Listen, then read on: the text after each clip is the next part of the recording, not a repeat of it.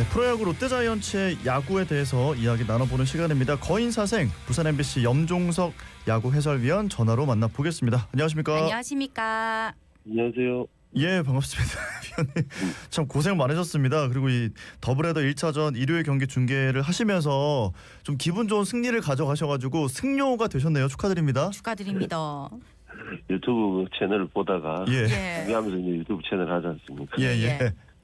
올해 중계 1승밖에 없다는 그 댓글이 올라가지고 제가 깜짝 놀랐는데 그는 그날은 제발 좀 이겼으면 하고 예. 생각하고 있습니다. 박세웅 선수가 마침 선발 등판이길래 오늘은 무조건 이기겠구나 했는데 또 박세웅 선수마저도 또 제 기대 조금 일찍 강판당해서 걱정했는데 예. 그래도 다행히 마치 기분 좋게 이겨서 다행이었습니다. 지금 위원님의 목소리가 기쁘면서 슬픈 뭔가 그런 승료 같아가지고 제가 웃음을 멈출 수가 없네요.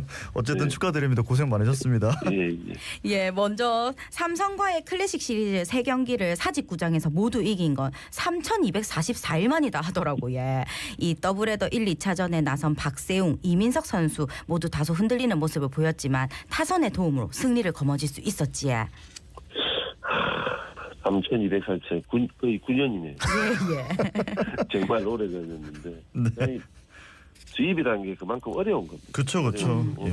네, 최근까지 이제 롯데가 좀 성적이 되게 좋았지 않습니까? 그렇죠. 근데 예. 이제 뭐 예를 들어서 연패를 적게 하고 3연전 시리즈 중에 2승 1패를 많이 하고 뭐 이런 식으로 해서 성적이 계속 올라갔는데 결국에는 좋은 성적은 뭐 그날 선발 투수가 좀 무너졌고 일요일 경기도 좀 무너졌는데 예. 그래도 타선이 중반 후반 넘어가기 전에 이제 중반 정도에서 대량 득점을 해주면서 빨리빨리 이렇게 분위기 전환을 해줬다는 거죠. 이게 예. 야구라는 게 투수 타자 같이 어떤 협업을 하는 거기 때문에 수비도 마찬가지지만 네. 참 이런 경기를 해줌으로 해서 결국 뭐 롯데 이 순위 자체도 위에 가 있고 그죠. 우리가 게임을 요즘 하게 되면 이게 뭐 오늘도 이길 거야, 뭐 이길 수 있을 거야, 오늘도 분위기 좋아 이런 느낌을 가질 수 있는 어떤 원동력이라고 생각합니다. 예. 예. 그러니까 투타 밸런스를 좀 맞춰가면서 정말 좀 좋은 모습으로 이어지고 있다는 말씀이신 것 같은데 선수들 한 명 한 명을 좀 살펴보겠습니다. 이민석 선수가 5회 초 1사까지 4실점 5선발로서 최소한의 역할은 해줬었는데 그럼에도 불구하고 이제 직전 경기 6이닝 1실점 퀄리티 스타트를 기록했기 때문에 이제 그 모습과 비교돼서 좀 아쉬움이 있었습니다.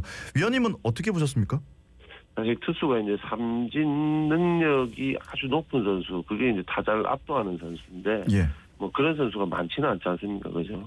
근데 이민석 선수가 어떤 볼의 뭐 위력이라든지 뭐 이런 걸 봤을 때 스피드, 충분히 타자를 뭐 어느 정도 압도할 수 있는 뭐 기본적인 능력치는 가지고 있다고 생각하거든요. 예. 근데 뭐 누구나 다 아시다시피 이민석 선수가 아주 많은 경험이 있는 선수가 아니지 않습니까? 그렇죠.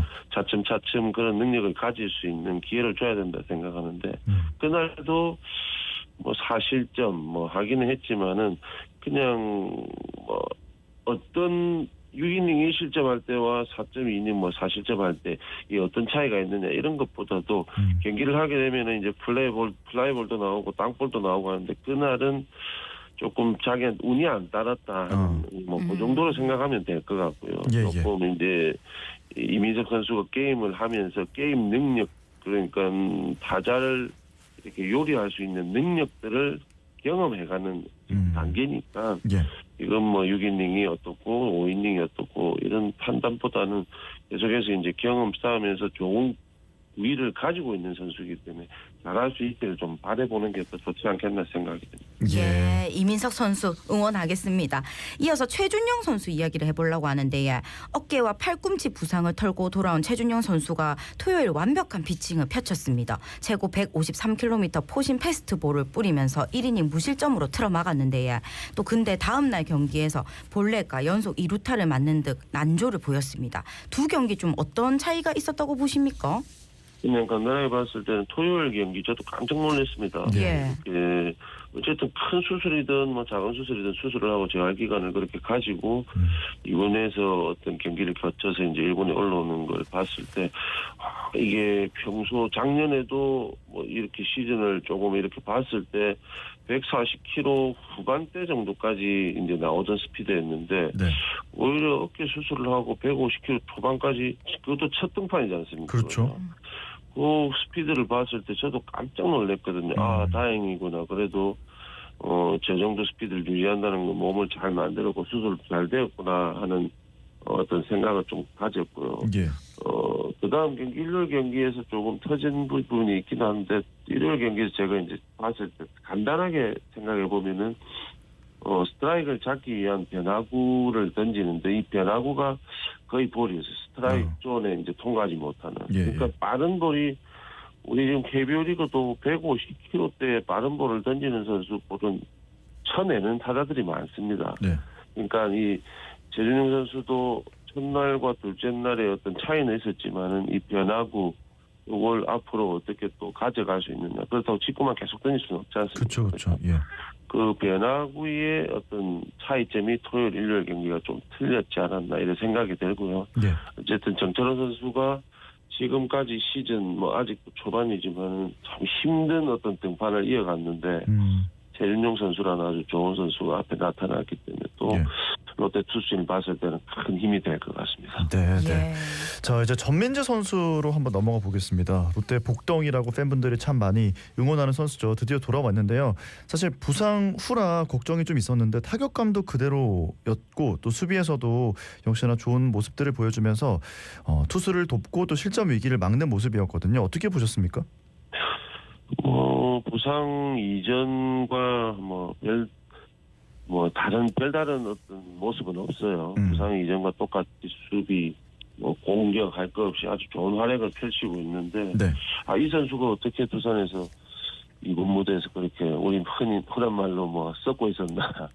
그럴 정도로 정말 이 경험치 많은 어떤 선수들과 비슷한 어떤 이 플레이를 보여주고 있는데, 예.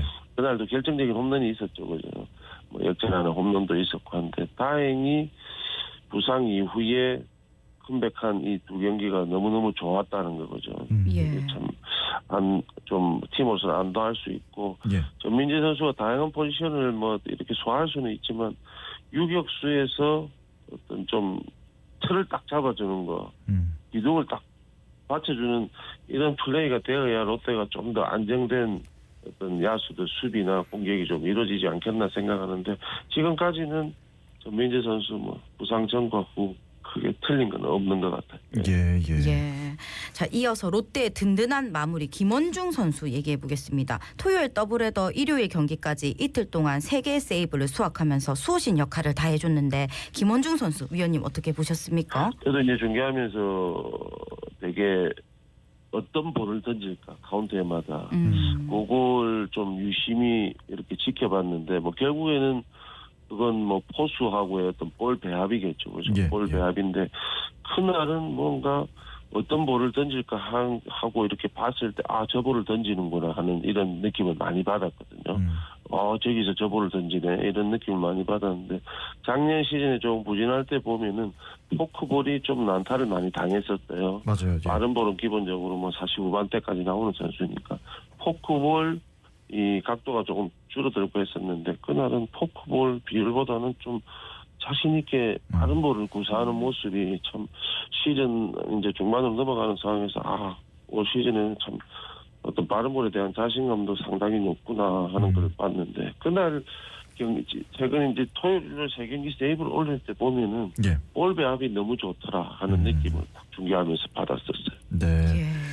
자, 볼 배합이 좋다. 그리고 좀 앞으로도 믿어볼 수 있을 것 같다 이런 말씀이신 것 같습니다. 자, 그런데 불미스러운 일들도 꽤 있었습니다. 토요일 전준우 선수가 직구에 어깨를 맞으면서 벤치 클리어링 직전까지 가는 모습이었고 또 일요일 경기에서는 장두성 선수가 헤드샷을 맞았고 전민재 선수의 홈런 이후에 후속 타자 윤동희 선수가 얼굴 쪽으로 날아오는 직구를 피하면서 그라운드에 쓰러지는 모습도 있었는데 이제 김태형 감독님이 뛰쳐나오면서 벤치 클리어링이 일어나기도 했었는데요. 이렇게 가뜩이나 헤드샷을 여러 차례 당하면서 좀 힘든 그런 일들이 있었기 때문에 롯데 입장에서는 예민해질 수밖에 없지 않습니까? 아무래도 헤드샷 뭐 특히 또 얼굴로 날아오는 뭐 그런 볼들 뭐 선수뿐만 아니고 벤치에서도 참 서늘하겠죠, 그죠? 예. 위험한 문제 플레이인데 근데 투수가 그런 상황이 와서 그렇게 본인 스스로 이렇게 만든다는 건 쉽지는 않거든요. 예. 벤치에서 뭐 간혹 사인이 나온다는 건 뭐 어떤 팬분들도 다 아시는 건데, 근데 어떤 이 게임의 흐름 상황상 필요하구나 해서 아마 롯데 벤치에서도 고의 어떤 사고를 만들 수도 있을 겁니다. 그런 사인을 줄 수도 있을 건데 그것도 이제 결국 메이저리그도 마찬가지지만 게임의 어떤 흐름이거든요. 한 예. 부분인데 물론 이제 부상이라는 위험이 있지만 야구 이 스포츠 자체가 그렇다 보니까 그런데 어쨌든 좀 부상은 없어야 될 것 같고 이 사고가 나올 때마다 어떤 투수가 고의로 했다 이거는 절대로 있을 수 없는 일이니까 예. 최근에 좀 이제 불미스러운 일들 이렇게 생기는데 그거는 결국에는 이 지금 시기 자체가 롯데에게 자꾸 이렇게 사고가 나오니까 그런 거지 뭐 특별히 선수들이나 팀에 대해서 거기에 대해서는 걱정스럽고 막 그 몸에 맞는 볼 때문에 어떤 타격이 안 되고 이런 건 없을 것 같습니다. 그냥 편안하게 경기의 일부분으로 보셔야 될 것 같습니다. 네. 예, 그래도 부상 없는 경기가 되기를 참 바라겠습니다. 예, 이어서 주중 경기 좀 살펴보겠는데 예, 주중에 기아와의 경기에서 1승 2패를 기록했는데 이 중 1승이 한현희 선수가 선발로 나온 수요일 경기였습니다. 빠른 템포의 공격적인 피칭으로 상대 타선을 꽁꽁 묶어부던데 위원님 수요일 경기는 어째 보셨습니까? 그러니까 뭐 반지 선수가 지금 빠져 있고 간마가 오긴 왔지만 아직 등판을 못 하고 있고 그리고 예. 우리가 지금 4선발, 5선발도 뭐 물론 선발 이 순위 자체가 조금 4, 5선발로 떨어지면은 뭐 이닝도 좀 기대치가 떨어지고 하지만은 이 한현희 선수도 베테랑 선수잖아요.